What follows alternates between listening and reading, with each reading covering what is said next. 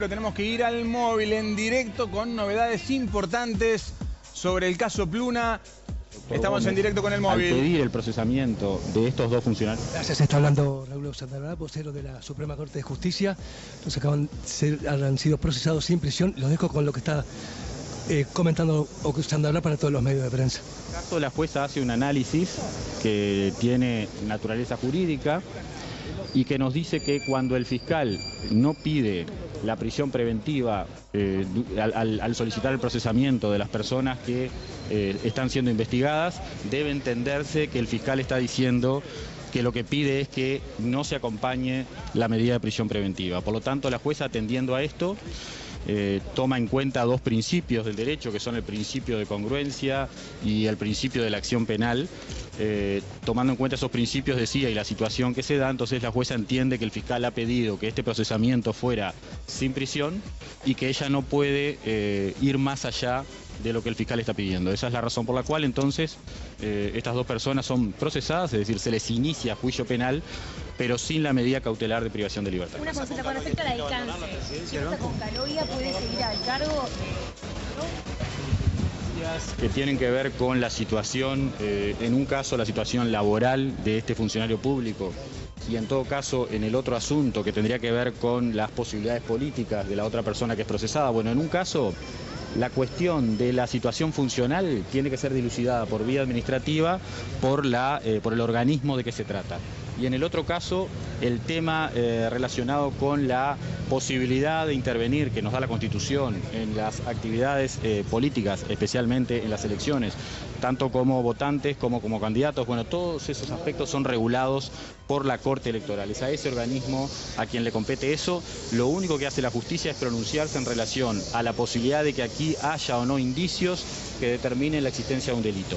La jueza Adriana de los Santos nos está diciendo, mediante esta resolución, que aquí hay indicios de que en el momento en que se concedió el aval a la empresa que participaba en el remate de Pluna, hubo un exceso de parte de estos dos funcionarios públicos que en forma arbitraria exceden el marco legal de sus funciones, y entonces aquí lo que hay es un abuso de funciones innominado, y esa es la tipificación que la magistrada escoge para iniciar este procesamiento. Todavía es un proceso, pero son inocentes, es decir, falta la sentencia, esto recién se inicia. Cuando hablamos de procesamiento, hablamos de inicio del juicio penal. Por lo tanto, primero, rige el principio de inocencia. Segundo, este es el comienzo del juicio, no el final.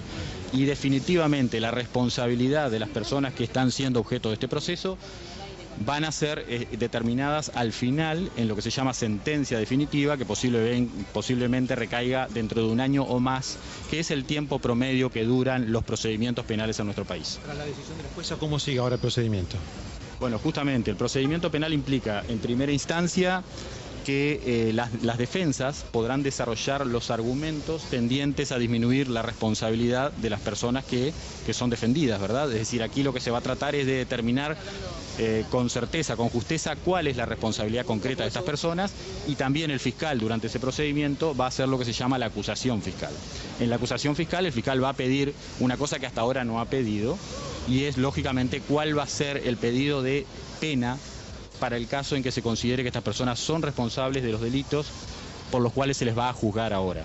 Eso ocurre más adelante, como les decía, en el tracto de ese año y pico que va a tardar el proceso penal. En tanto eso no ocurre, nosotros vamos a considerar, porque así corresponde, que estas personas son inocentes, son personas que están siendo objeto de un procedimiento, y en ese procedimiento va a tratar de determinarse cuál es concretamente la responsabilidad en relación a esos indicios de convicción que la jueza hoy considera suficientes para dar inicio al juicio.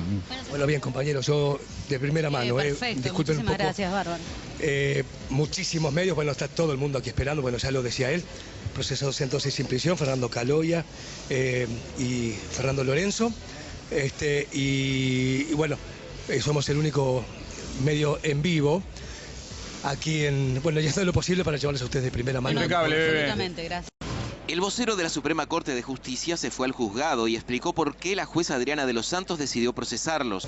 La jueza Adriana de los Santos nos está diciendo, mediante esta resolución, que aquí hay indicios de que en el momento en que se digamos, en que se concedió el aval a la empresa que participaba en el remate de Pluna, hubo un exceso de parte de estos dos funcionarios públicos que en forma arbitraria exceden el marco legal de sus funciones y entonces aquí lo que hay es un abuso de funciones innominado y esa es la tipificación que la magistrada escoge para iniciar este procesamiento. Oxandabarat explicó que el proceso puede durar más de un año. Primero la defensa expondrá sus argumentos y luego el fiscal hará el pedido de pena.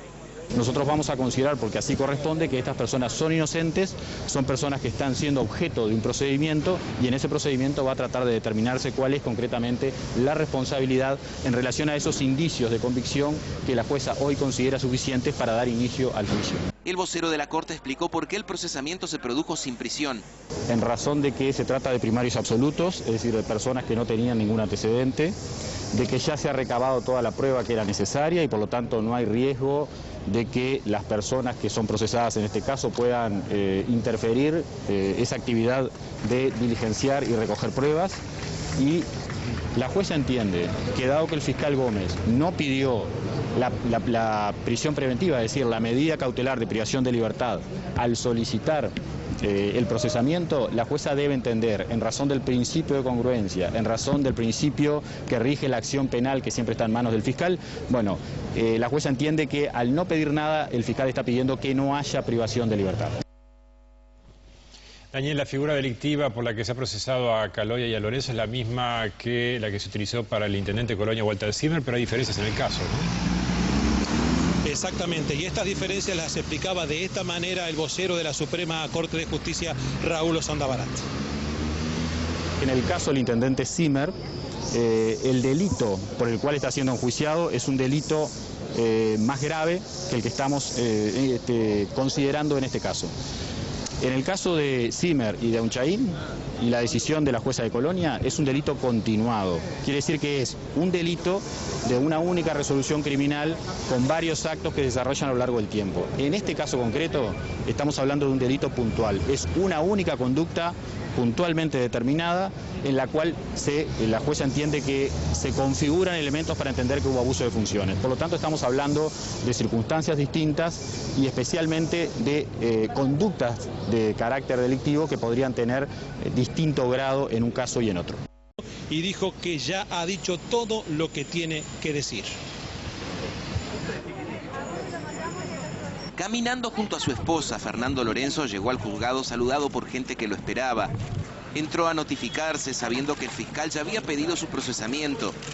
Además de dirigentes del Frente Amplio, lo acompañaron todos los integrantes del equipo económico encabezado por Mario Vergara, el director de la DGI, el de Casinos, el de Aduanas.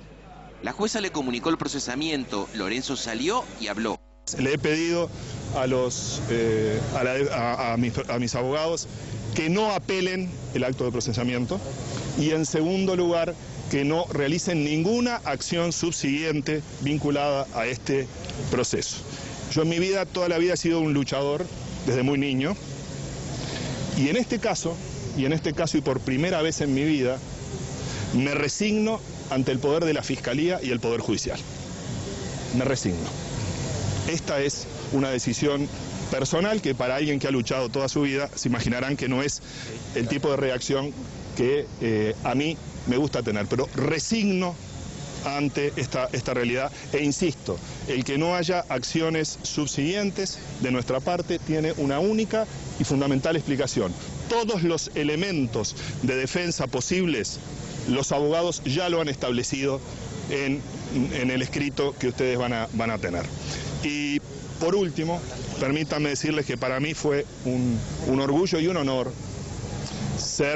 haber ayudado y contribuido al país desde las funciones que me tocado desempeñar.